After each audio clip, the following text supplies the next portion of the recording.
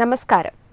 G20 രാജ്യങ്ങളുടെ 19ാമത് ഉച്ചകോടി ബ്രസീലിലെ റിയോ ഡെ ജനീറോയിൽ തുടങ്ങിയിരുന്നു. ഇതിന്റെ ഭാഗമായി പ്രധാനമന്ത്രി നരേന്ദ്രമോദി ഉൾപ്പെടെ രാഷ്ട്ര നേതാക്കൾ ബ്രസീലിലെത്തിയിരുന്നു.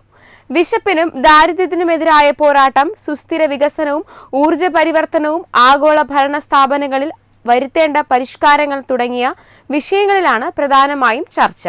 കാലാവസ്ഥാ വ്യതിയാനം, പശ്ചിമേഷ്യൻ യുദ്ധം, യുക്രൈൻ യുദ്ധം തുടങ്ങിയവയും ചർച്ചയാകുമെന്നൊക്കെ നേരത്തെ വാർത്ത പുറത്തു വന്നിട്ടുണ്ടായിരുന്നു. പശ്ചിമേഷ്യൻ വിഷയത്തിൽ പ്രമേയം അവതരിപ്പിക്കുകയാണെങ്കിൽ സ്വയം പ്രതിരോധത്തിനുള്ള ഇസ്രായേലിന്റെ അവകാശവും ഉൾപ്പെടുത്തണമെന്ന് ഇസ്രായേൽ പ്രധാനമന്ത്രി ബെഞ്ചമിൻ നെതന്യാഹു നേരത്തെ ആവശ്യപ്പെട്ടിട്ടുണ്ടായിരുന്നു.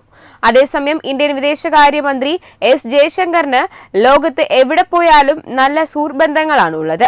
അതിലൊന്നാം സ്ഥാനക്കാരൻ മോദിയാണെങ്കിൽ രണ്ടാം സ്ഥാനം എസ് ജയശങ്കറിനാണ്. IFS ഉദ്യോഗസ്ഥരിൽ നിന്നും വിദേശകാര്യമന്ത്രി പദത്തിലെത്തിയ അദ്ദേഹത്തിന്റെ അനുഭവ സമ്പത്ത് നയതന്ത്ര മേഖലയിൽ ഇന്ത്യക്ക് ഗുണം ചെയ്തു. വിവിധ ഭൗമരാഷ്ട്രീയ വെല്ലുവിളികളെ നേരിടുന്നതിനിടയിൽ ഉറച്ച വിദേശ നയം രൂപപ്പെടുത്തൽ അദ്ദേഹം പ്രധാന പങ്ക് വഹിച്ചിട്ടുണ്ട്. ഇന്ത്യയുടെ നിലപാട് ആഗോള വേദികളിൽ കൃത്യവും സൂക്ഷ്മവുമായി അദ്ദേഹം പറയാറുണ്ട്. കഴിഞ്ഞ ദിവസം പ്രധാനമന്ത്രിക്കൊപ്പം ബ്രസീലിലെ G20 ഉച്ചകോടിയിലും അദ്ദേഹം പങ്കെടുത്തിരുന്നു.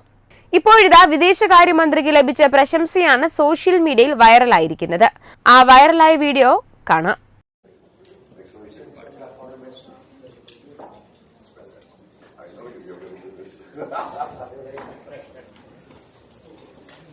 ഇന്തോനേഷ്യയുമായുള്ള ഉഭയകക്ഷി ചർച്ചയിൽ പങ്കെടുക്കാൻ നരേന്ദ്രമോദിയും എസ് ജയശങ്കറും ഒന്നിച്ചാണ് എത്തിയത്. ഇന്തോനേഷ്യൻ പ്രസിഡന്റ് പ്രബോവോ സുബിയാത്തോ ആദ്യം പ്രധാനമന്ത്രിയെ ഹസ്തദാനം നൽകി സ്വീകരിച്ചു.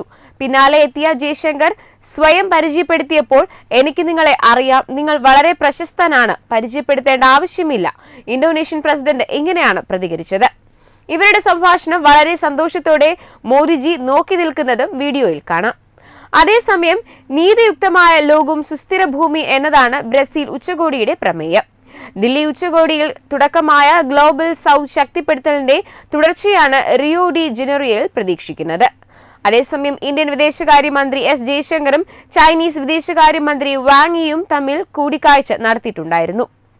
ബ്രസീലിലെ റിയോ ഡി ജനീറോയിൽ നടന്ന G20 ഉച്ചകോടിക്കിടെയാണ് ഇരു നേതാക്കളും തമ്മിൽ സംവദിച്ചത്.